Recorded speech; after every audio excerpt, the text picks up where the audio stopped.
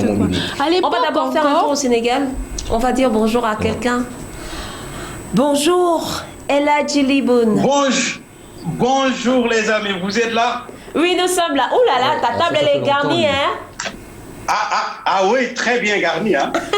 Alors, Eladji Liboun. Vous n'avez même pas tout vu, hein? Il faut d'abord te présenter aux téléspectateurs, aux auditeurs. C'est qui Eladji Liboun? Conteur. Alors, Eladji Liboun, c'est un conteur qui est sénégalais. Donc, qui avant d'être sénégalais, il est d'abord africain. Donc voilà, Eladji Liboun, c'est un conteur professionnel qui essaie de faire revivre le conte avec nos enfants pour réactualiser ce que vous êtes en train de dire. C'est extraordinaire, mais on a nos valeurs et le conte fait partie de nos valeurs. Alors, moi, j'aimerais d'abord poser la question, est-ce que la culture du conte a encore de la valeur pour nos enfants aujourd'hui? Parce que maintenant, aujourd'hui, les enfants sont plus axés dans les nouvelles technologies. C'est les enfants, comme on les appelle, Android.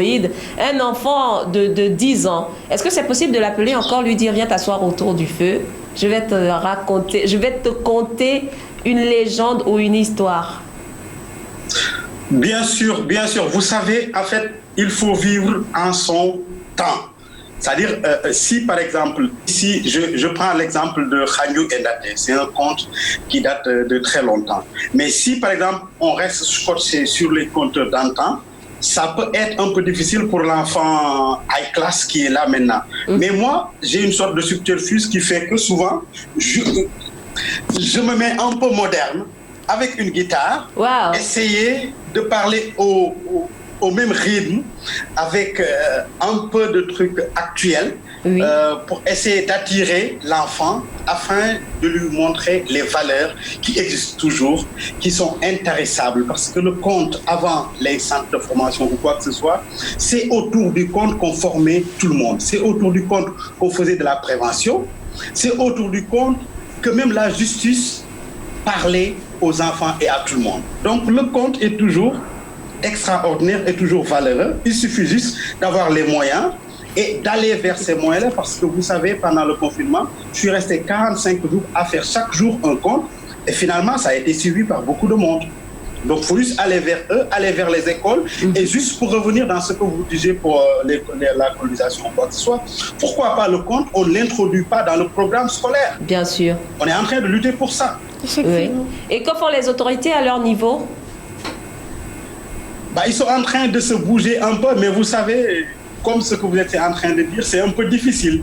Mais je pense bien que la meilleure des choses, moi je me rappelle quand on était tout petit, on avait des acteurs qui étaient incontournables, je vais nommer Bible et Mahoro Djegui, qui passaient les mercredis parler aux enfants, mais ce n'était pas juste une manière de parler. Ils venaient d'abord parler à la direction ou bien au corps professoral qui vont leur dire, ces enfants-là, ils jettent des ordures partout, ou bien il faut ceci, cela.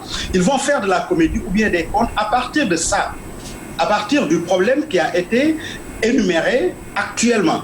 Donc, ce qui fait que ça peut être actuel, ça peut être vraiment au devant de la scène et l'introduire. Mais maintenant, ça n'existe plus dans nos écoles. Et c'est dommage. Et on apprenait beaucoup en rigolant avec ces stars-là, en rigolant avec ces comédiens-là, en rigolant avec ces conteurs-là et tout. Et à chaque fois, il y avait un thème qui était indiqué par la direction ou bien les responsables de l'école. Alors, Eladji Liboun, vous êtes aussi ici pour nous parler de, comme je disais, votre table est bien garnie, du calebassier. Parce que moi, personnellement, lorsque je voyais la calebasse, je me disais que c'était une ustensile qu'on fabriquait traditionnellement à la maison. Je ne savais pas que c'était issu d'un arbre appelé calebassier. Rassurez-vous, vous n'êtes pas seul. Il m'arrive de faire des activités. Il y a des parents qui me disent qu'ils n'ont jamais su que le calebassier existe. Oui, maintenant, avec l'évolution, on voit des menuisiers ou bien des forgerons, ici on les appelle des laubés, qui vont tailler des calebasses sur des troncs d'arbres. Mais avant tout, il y a ce qu'on appelle le calebassier. Le calebassier, c'est des légumineux, comme les légumes. C'est une sorte de courgette. Voilà. Par exemple. Là, c'est le fruit. D'accord. Ça, c'est le fruit. Donc voilà, à partir de là, à l'intérieur, on peut prendre ce qui est à l'intérieur et faire des sauces, des soupes et ce que vous voulez, parce que c'est comme des légumes. C'est comme de la courgette. Voilà. Mais, vous savez, le calebasse était présent partout dans l'économie, dans la vue quotidienne et même dans la justice. Vous savez, en Afrique, quand on avait ça, on pouvait couper là et en faire une sorte de gourde. D'accord. Juste une sorte de gourde. On a aussi cette sorte de déclinaison. C'est joli. Qui fait que, voilà. Ça c'est un décoratif. De transporter. Après, oui, on est venu à en faire des objets décoratifs, mais c'était d'abord pour transporter de l'eau. Il y en a qui pouvaient contenir jusqu'à 40 litres, vous imaginez. Donc ça aidait un peu et c'était un peu plus sécurisé. Et vous avez aussi ces genres de calebasses-là qui font que c'était une sorte d'outil de mesure. Ou par exemple, le berger qui a du lait, il vient au marché hebdomadaire, il y a un autre cultivateur qui a du mil. Il va juste prendre du mil, il met là jusqu'à ce que ça soit plein, et il verse quelque part, et en échange, le berger qui a du lait va mettre du lait et lui donner ça aussi. Donc c'était un objet qui mesurait un peu tout ce qu'on faisait comme troc. Est-ce que c'est si important d'accorder... Oui, je vous écoute. Oui, allez-y. Est-ce que c'est aussi important d'accorder de l'importance à cet ustensile, sinon à cet arbre? Est-ce qu'il a d'autres vertus? Hormis le fait qu'on peut faire des soupes avec son fruit, on peut faire des ustensiles avec ces fruits-là. Est-ce qu'il a d'autres portées qui peuvent valoriser l'image de l'Afrique? L'image de l'Afrique. Quand vous savez très bien que auparavant, la plupart, je vous dis 90% de nos instruments de musique étaient faits à base de calebasse. D'accord.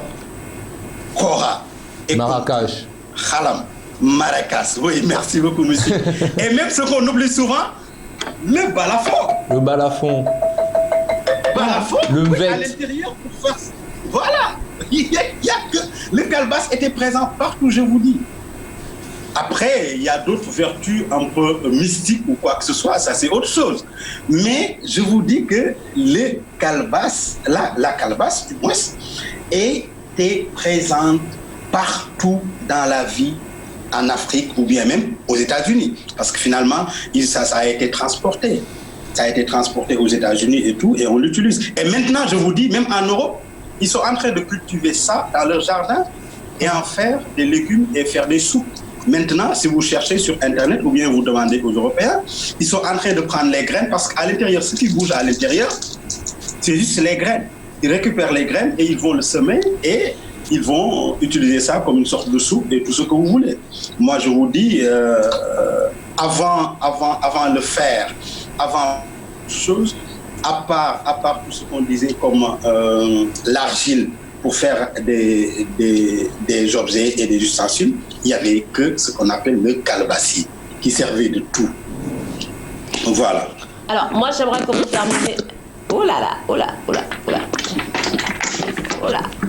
Non, vas-y. Il est parti. Moi, j'aurais aimé qu'il termine un peu avec une petite note, vu qu'il avait la guitare, mais avant, je voulais le laisser à vos soins. Ouais, bon, sinon, encore là, moi, j'aimerais savoir, étant donné que nous savons que la base de la culture africaine tourne autour de l'oralité, parce que c'était la première expression. Maintenant, aujourd'hui, vu votre domaine de définition, quelle est la place de l'oralité aujourd'hui en Afrique? Parce que est-ce qu'elle a perdu? Parce qu'aujourd'hui, on utilise beaucoup la technologie, même musicalement. Hein. C'est des ordinateurs, les dates des 48 pistes, c'est les enregistrements MIDI. Tout ça, est-ce qu'aujourd'hui, l'oralité, en tant que conteur, a encore une place importante dans l'art de manière générale, quand on voit l'évolution de l'artistique en Afrique? Est-ce qu'il est encore là? Oui, je suis toujours là. Vous m'entendez? Vous m'entendez? Oui, on vous entend. Oui, merci. Continuez. Parfait. Vous savez, l'oralité, surtout le conte. Vous savez qu'avant même le théâtre, on peut revenir sur le conte pour dire que le théâtre nous vient du conte. Parce que le conte, c'est une sorte de monologue, si vous demandez à ceux qui font du théâtre. Et le conte peut être adapté en musique de tout ce que vous voulez. Mais vous savez très bien que toutes nos valeurs, tout ce qu'on a en Afrique n'a pas été répertorié, ou bien ça a été répertorié selon les guises de ce qu'ils voulaient, ce qu'on appelle les colonisateurs, quoi que ce soit. Mais vous savez, souvent, le vieux qui est sous l'arbre détient plus de connaissances ou plus d'infos exactes que, par exemple, nos livres. Ouais. Je peux vous dire, je vais vous donner pas mal d'exemples. Moi, à la base, j'ai fait une formation en sociologie. J'ai été en France pour étudier à Rennes 2. Mais je vous dis, quand je reviens dans nos villages, dans nos coins et recoins, où par exemple, il y a des vieux, quand tu leur poses des questions, leur réponse est beaucoup plus logique des fois que ce qu'on a appris dans nos livres. Et pour revenir à la musique, moi, je suis musicien aussi. Ouais. Mais je ne chante que des contes. Le conte peut être conté ou chanté. Alors, et pour revenir à une chose qui m'écoeure, qui me tient à cœur, nous les conteurs, souvent ici au Sénégal, on est plus utilisés par les écoles internationales, du genre école française, que par exemple l'école du quartier, où on va même pour leur dire, on vous fait ça pour vous donner ça, cadeau, ou bien vous ne nous donnez plus presque rien. Mais finalement, c'est les écoles françaises qui vont nous prendre pour nous payer, par exemple, une somme extraordinaire, alors que même pour donner ça à nos enfants, on est un peu lié par, c'est pas les organisations ou bien l'État ou l'administration, ce qui est dommage. C'est-à-dire, eux, ils font tout pour nous montrer ce qu'ils ont, mais nous, on fait tout pour recevoir ce qu'ils ont et casser ce que nous avons. Il y a quelqu'un qui a dit que souvent, l'Africain est l'ennemi de l'Africain. Sur votre plateau. Donc voilà, c'est toujours présent. Moi, je me dis que c'est toujours présent et je suis là pour faire vivre le conte ici au Sénégal et partout en Afrique et dans le monde. El Hadji Liboun, on va vous dire au revoir, mais nous, on aimerait profiter de votre talent. Dites-nous au revoir en grattant quelques notes de votre guitare et on passe directement aux informations. Surtout, ne zappez pas la belle, hein. Il y a une belle note d'information qui arrive tout à l'heure. Alors, ça vient? Oui.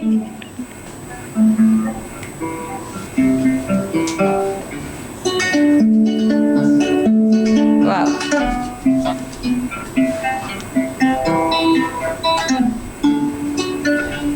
Woyo, woyole, woyole lai.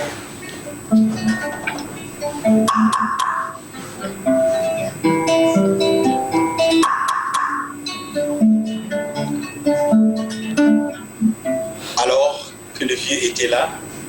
Au revoir, merci. Et merci beaucoup. Merci beaucoup. Merci. Merci, au revoir. Mesdames et messieurs, on vous revient juste après.